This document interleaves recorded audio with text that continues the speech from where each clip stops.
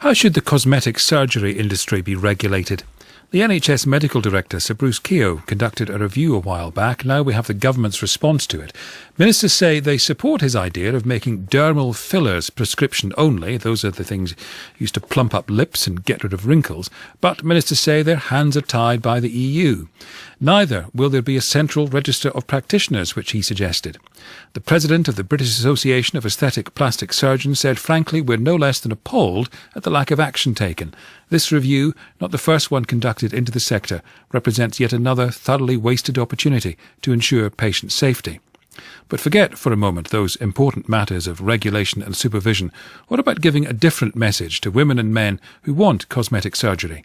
Laura Bates is founder of the Everyday Sexism Project, which catalogues instances of sexism experienced by women. What do you think the message to women and men should be about their bodies? Well, I just think it's really helpful to kind of zoom out and look at the society in which so many people, and particularly so many women, are electing to have cosmetic surgery.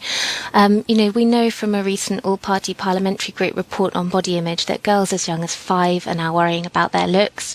We know that 1/4 of 7-year-old girls have dieted to lose weight, and that these pressures are very great and increasingly great for boys and men as well. So I think it would be very helpful if we could move away from a society that sends the message, particularly overwhelmingly to women, that they are judged first and foremost on their looks, and that their looks have to conform to this incredibly narrow media ideal that is actually completely unrealistic for 99% of the population. And I think, given that we're hearing from so many young girls and teenage girls who are unhappy with their body shape, think that they need to change their body shape, think that that is all that they will be seen to be by the world as a woman, I think it would be incredibly useful to get some of these messages about positive body image, about health, and about dealing with media things like airbrushing into schools from a much younger age. Thank you. Let me bring in Brent Tanner, a member of the British Association of Aesthetic Plastic Surgeons. He consults in Tunbridge Wells and Brighton. Are you ever tempted to say to people who come in to see you wanting plastic surgery, look, go away, you'll be better off financially and emotionally if you sort out your thinking rather than your body? Not really. Most people who come in to see me have got a problem, and there is something you can identify. So it's all right saying these poor girls who've got small boobs or something like that, but quite often they're out of the ordinary. And it is awful to be out of the ordinary, as we've just heard. Now, don't forget, Nefertiti, Cleopatra, years ago, body image has been important throughout the centuries and for everybody. But I feel that the numbers aren't that great that abuse the system. Most people do have a real, proper, I'll use the word deformity, or something that's wrong that is able to be corrected. Deformity being what? Small boobs? Well, it could be undeveloped boobs, asymmetrical ones, missing ones. And, of course, you do go through reconstruction and correcting things as well as cosmesis. Laura Bates, isn't that a fair argument that both genders have thought about their appearance down the ages? Now, if there's a problem, they can do something about it. What about women who feel empowered, taking greater control of their looks, feeling better about themselves? Well, I think if we have a system that tells people that if they're out of the ordinary, then the only thing to do is change themselves, I would argue that perhaps we could look at changing that system.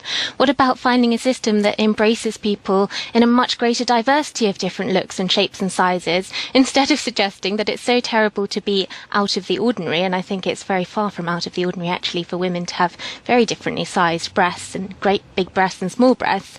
To suggest that the only answer to that is to say that they should have surgery, to me, is kind of completely failing to look at the system and saying, why is it that we make people feel so unhappy because they don't conform to one incredibly narrow media created ideal of what a woman should look like? Brent Tanner. Well, there are in reality only a few people who really do that. There are many people who live their lives quite normally and do not need cosmetic surgery or don't wish it, and they can live with themselves. When I was a resident at Roehampton, everybody who had a large nose or unhappy with the shape of the nose saw a psychiatrist for a year.